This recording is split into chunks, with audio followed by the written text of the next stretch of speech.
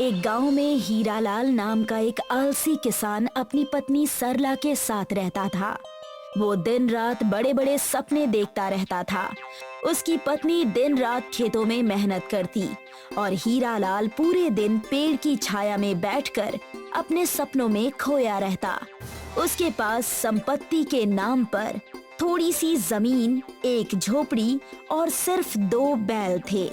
शादी के काफी साल बाद भी वो संतान सुख से वंचित था।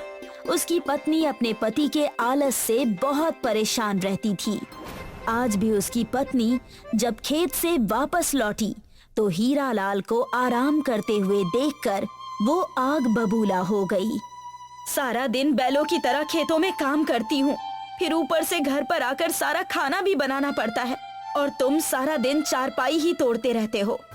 अरे क्यों चिंता करती हो सरला, बस कुछ दिनों की बात और है, उसके बाद हम दोनों पैसों में नहाएंगे। हीरालाल की बात सुनकर सरला अपना माथा पीट कर बोली, कुछ दिनों में क्या हो जाएगा जी? हे भगवान, मेरी तो किस्मत ही फूट गई कि मुझे तुम्हारे जैसा आलसी पति मिला। काम धंधे में हाथ तो बटाते नहीं हो, बस पड़े पड़े मुंगेरी लाल के जैसे हसीन सपने देखते रहते हो। तुम्हारे बेतुके सपने सुनते ही मेरा आधा जीवन कट गया। एक तो भगवान ने मुझे तुम्हारे जैसा आलसी पति दिया और ऊपर से संतान सुख से भी वंचित कर दिया। तभी वहाँ पर जमींदार सूरत सिंह अपने आदमियों के साथ हीरालाल के घर में घुस आया और उसने क्रोधित होकर हीरालाल से कहा, मुझे मेरे पैसा वापस चाहिए हीरालाल। मैं कुछ दिनों में आपकी एक एक पाई लौटा दूंगा जमींदार साहब। हीरालाल, तू पिछले 6 महीनों से मुझसे ऐसे ही बोलकर बेवकूफ बना रहा है और मैं हर बार तेरी बात पर विश्वास कर लेता हूँ, लेकिन आज मैं खाली हाथ नहीं जाऊंगा।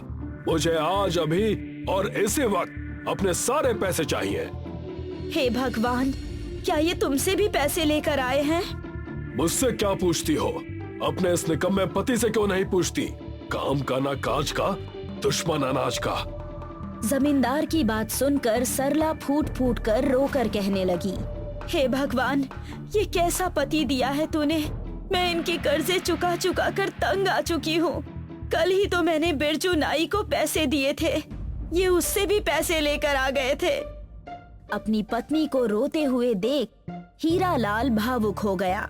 वो हाथ जोड़ते हुए सूरत सिंह से बोला, मुझे थोड़ी सी मोहलत और दे दीजिए। मैं इस बार पक्का वादा करता हूँ कि मैं कुछ दिनों में आपकी सारी रकम लौटा दूंगा।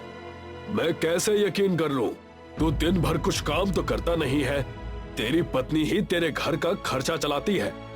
कल से मैं भी अपनी पत्नी के साथ खेतों में काम करूंगा। मैं भी एक किसान हूँ, मैं भी मेहनत कर सकता हूँ। हीरालाल, मेरा एक उसूल है, जब भी मैं किसी के घर पर अपना कर्जा लेने जाता हूँ तो खाली हाथ नहीं लौटता। असल तो मैं तुमसे बाद में वसूल लूंगा, पर ब्याज आज तो मैं अभी इससे वक्त लेकर जाऊंगा। दरअसल जमींदार की निगाह हीरालाल की उपजाऊ जमीन पर थी और वो इसी लालच में हीरालाल को वक्त पर वक्त दिए जा रहा था, मगर हीरालाल उसकी चाल को समझ नहीं पाया। सुनो, मैं ब्याज के एवज में तुम्हारे इन 2 बैलों को लेकर जा रहा हूँ। सूरत सिंह की बात सुनकर सरला फूट फूट कर रोने लगी। सरला को रोता देख सूरत सिंह मजाक उड़ाने वाले अंदाज में बोला, रो मत सरला बहन, मुझसे किसी का रोना देखा नहीं जाता। मैं तुम्हारे बैल ले जा रहा हूँ, लेकिन उसके बदले में ये मुर्गी तुम्हारे लिए देकर जा रहा हूँ। तुम तब तक इस मुर्गी से अपने खेतों में हल चला लेना। वो उन लोगों का मजाक उड़ाता हुआ वहाँ से चला गया। सरला फूट फूट कर रोने लगी, हे भगवान, तूने हमें संतान सुख से वंचित क्यों रखा?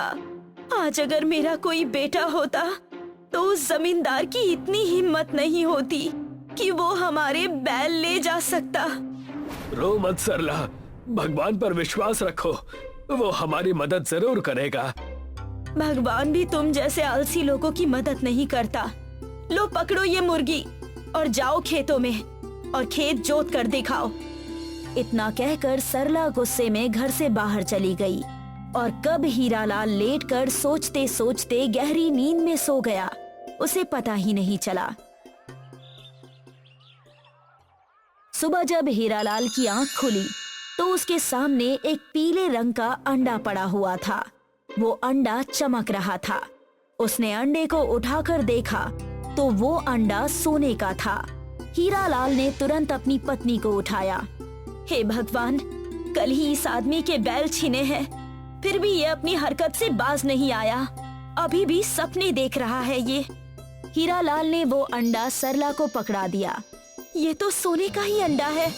हाँ सरला, अब हम इस सोने के अंडे को बाजार में बेचकर जमींदार का सारा कर्जा चुका देंगे और देखते ही देखते हम माला माल हो जाएंगे। सरला के हाथ से अंडा गिरकर टूट गया।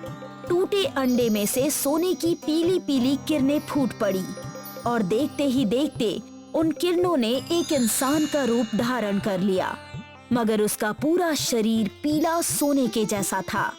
ये देखकर सरला और हीरालाल डर गए। उन्हें डरा देखकर सोने का इंसान बोला, डरो मत, अंडा आपके हाथों से टूटा है तो मैं आपका पुत्र हूँ और आज से आप मेरी माँ। ये सुनकर सरला की आंखों में आंसू आ गए। लगता है भगवान ने मेरी सुन ली। अगर मेरा बेटा होता तो मैं उसका नाम रमेश रखती। आज से मैं तुझे रमेश कहकर बुलाऊंगी। आप दोनों अब बिल्कुल भी परेशान ना हो, आज से मैं हल चलाऊंगा। लेकिन तुम कैसे चलाओगे बेटा? बैल तो जमींदार छीन कर ले गया है। आप चिंता मत कीजिए माँ, मुझे हल चलाने के लिए बैल की जरूरत नहीं है। मुझ में अकेले ही 100 बैलों की शक्ति है। उस दिन के बाद रमेश हीरालाल के खेतों में हल चलाने लगा और इसी बीच रमेश हीरालाल के लिए सगे बेटे से भी बढ़कर हो गया। कुछ ही महीनों में हीरालाल की फसल तैयार हो गई, मगर फसल जैसे ही कटी तो सारी की सारी फसल सोने की बन गई। ये सब आपका है बाबा। आपकी इच्छा थी कि आप बहुत ज्यादा अमीर बने। समझ लीजिए कि भगवान ने आपकी इच्छा पूरी कर दी है। रमेश ने ये बोला ही था कि जमींदार सूरज सिंह अपने कुछ आदमी के साथ वहाँ पर आ पहुँचा और चीख कर बोला, हीरालाल, मुझे मेरी मुर्गी वापस कर। मैं जानता हूँ उस मुर्गी ने तुझे सोने का अंडा दिया है और उसी सोने के अंडे से तेरा ये बेटा निकला है। जब तेरे घर पे ये चमत्कार चल रहा था तो उस वक्त मेरे घर पर बर्तन मांजने वाली नौकरानी दूर से इस मंजर को देख रही थी, मगर उस बेवकूफ औरत ने मुझे ये घटना आज बताई। और हाँ, तेरी ये सोने की फसल भी मेरी है। तुम चाहो तो ये सारे सोने की फसल ले जाओ, मगर मुझसे मेरे बेटे को मत छीनो। मुझे सिर्फ मेरा बेटा चाहिए, ये फसल नहीं। तू एक नंबर का बेवकूफ आदमी है हीरालाल। मुझे ये तेरा सोने का इंसान नहीं चाहिए। मुझे वो सोने का अंडा देने वाली मुर्गी और ये फसल चाहिए। तभी वहाँ एक ऋषि प्रकट हुए और गुस्से से जमींदार की ओर देखकर बोले, ये जादुई मुर्गी मुझे एक देवता ने भेंट की थी। मैं ध्यान में मग्न था और तू उसी का फायदा उठाकर इस मुर्गी को चुरा कर ले आया। बेवकूफ, मैं तुझे श्राप देता हूँ। तू अभी और इसी वक्त पत्थर का बन जा। ऋषि के इतना कहते ही जमींदार और उसके सारे आदमी पत्थर के बन गए और वो मुर्गी उस ऋषि के पास आ गई। ऋषि ने हीरालाल से कहा, क्या तुझे ये सोने की फसल चाहिए? नहीं, मुझे सिर्फ रमेश चाहिए। हीरालाल की बात सुनकर ऋषि ने मुस्कुराकर कहा, अगर तू सोना मांगता तो मैं तुझे भी पत्थर का बना देता। जा, ये सोने की फसल भी तेरी और ये सोने का इंसान भी। इतना कहकर ऋषि और वो मुर्गी वहाँ से गायब हो गए। हीरालाल के सारे सपने सच हो गए थे।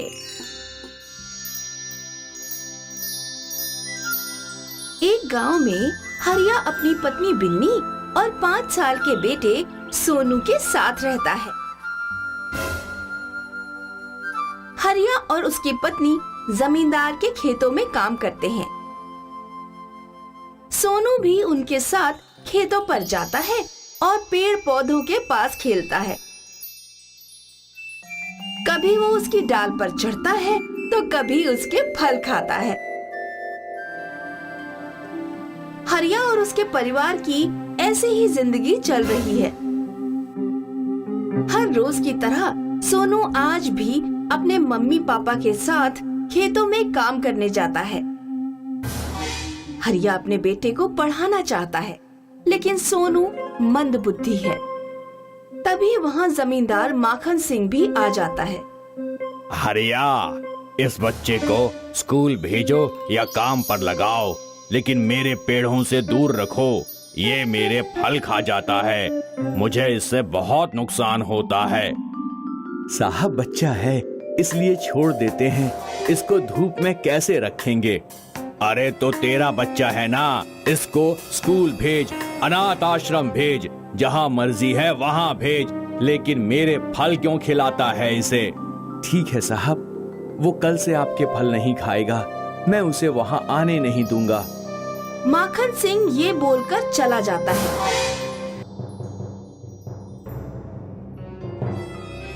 क्या हुआ? तुम इतनी चिंता में क्यों हो? सोनू को स्कूल वाले तो लेते नहीं हैं, घर अकेले इसे छोड़ नहीं सकते और खेत में धूप में रख नहीं सकते। सिर्फ जमींदार के बगीचे का ही सहारा है, लेकिन अब वहाँ भी मुश्किल है। अब सोनू कहाँ रहेगा? मैं स्कूल जाकर एक बार मैडम जी से बात कर लूंगी। अगर वो हमारे सोनू को पढ़ा दे तो। तू पागल हो गई है क्या? तुझे समझ में नहीं आता? जब मास्टरनी जी बोल चुकी हैं कि सोनू मंदबुद्धि है, वो इसे नहीं पढ़ाएंगे। अच्छा ठीक है, अभी काम करते हैं, फिर सोचते हैं कि क्या करना है। दोनों नलाई में लग जाते हैं। सोनू आम के पेड़ की डाल पर झूल रहा है और बढ़िया आम खा रहा है। ये आवाज कहाँ से आ रही है? कौन है वहाँ? अरे मैं पेड़ हूँ, जादुई पेड़, और तुम मेरी डाल पर बैठे हो। ये सारे आम तुम्हारे हैं, तुम मेरे सबसे अच्छे दोस्त हो। अरे वाह, तुम बोलते भी हो। हाँ मेरे दोस्त, मैं बोलता भी हूँ, और अब से तुम यहाँ रोज आना। पेड़ और सोनू बात कर रहे हैं कि तभी वहाँ जमींदार माखन सिंह एक अखबार पढ़ते हुए आ जाता है। भारत में आएगी आलू की मशीन, एक साइड से आलू डालो और सोना निकालो। अरे वाह, मैं तो इससे बहुत अमीर हो जाऊंगा। सबसे पहले मैं ही इस मशीन को खरीदूंगा और अपने सभी खेतों में आलू की खेती कराऊंगा, और मात्र 1 महीने में ही पूरे भारत में सबसे अमीर हो जाऊंगा, और लगभग 1 साल में तो मैं बिल गेट्स को भी पीछे छोड़ दूंगा। अरे वाह, मैं तो बहुत अमीर हो जाऊंगा। अब जो भी हो, मैं ये मशीन खरीद कर ही रहूंगा। सोनू जमींदार की सारी बातें सुन लेता है और जमींदार ख्वाब देखते हुए अपने घर पहुंच जाता है। सोनू, तू अब पढ़ाई पर ध्यान दे ले। जमींदार तुझे अब खेतों में नहीं घुसने देगा। क्यों नहीं घुसने देगा? वो आम का पेड़ तो मेरा दोस्त है, और मेरे दोस्त ने मुझे बोला है कि मैं रोज उसके पास आया करूं। देख ले बिन्नी, मैं कह रहा था ना कि सोनू मंदबुद्धि है। अब देख ले, पेड़ भी अब बोलने लगा और दोस्ती भी करने लगा। पापा, उसने सच में ही बोला। सोनू, तू कल से घर पर रहेगा। पापा, मुझे कुछ पैसे चाहिए ताकि मैं आलू की मशीन खरीद सकूं और उससे सोना बना सकूं। फिर हमको खेतों में काम नहीं करना पड़ेगा और हम भी जमींदार बन जाएंगे। सच में ये लड़का पूरा पागल हो गया है। तेरा लड़का पागल है, पागल। सभी सो जाते हैं, लेकिन सोनू के दिमाग में सिर्फ आलू की मशीन ही घूम रही होती है। अगले दिन सुबह सोनू उठकर सबसे पहले खेतों में पहुंच जाता है और फिर आम के पेड़ के पास पहुंच जाता है। आओ दोस्त, क्या हाल है तुम्हारे?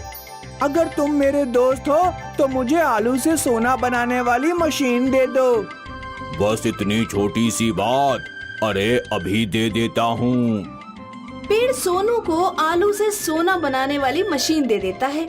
सोनू उसे लेकर घर आता है और घर में पड़े एक आलू को मशीन में डाल देता है, लेकिन वो हैरान रह जाता है क्योंकि मशीन से सोने का आलू बाहर आने लगता है। वो खुशी से झूम उठता है और अपने मम्मी पापा को बुलाता है। वो भी सोनू की इस कामयाबी पर बहुत खुश होते हैं। और कुछ महीनों में ही वो बहुत अमीर बन जाते हैं। इस बात की खबर जमींदार को लग जाती है और वो हरिया के घर आता है। देखा हरिया, तुमने मेरे साथ धोखा किया है। तुमने मेरे पेड़ से सोने की मशीन ले ली। वो पेड़ मेरे थे, वो मशीन मेरे पेड़ के पास थी, तो उस पे सबसे पहले मेरा हक है। वो मेरे बेटे की है, उसको उसके दोस्त ने दी है। तुमने उससे बहुत दौलत कमा ली है। मैं तुमसे दौलत वापस नहीं मांग रहा हूँ, लेकिन तुम मुझे वो मशीन वापस दे दो। हरिया नैतिक मूल्यों का आदमी है और वो मशीन जमींदार को दे देता है। जमींदार बहुत सारे आलू खरीद लेता है, लेकिन जैसे ही उसने पहला आलू मशीन में डाला, मशीन ऑटोमेटिक वहाँ से गायब हो गई और जमींदार के होश उड़ गए, क्योंकि जमींदार ने सारे शहर का आलू 20 लाख रुपए में खरीदकर अपने घर स्टॉक कर लिया था, लेकिन अब वो उससे सोना न बना सका।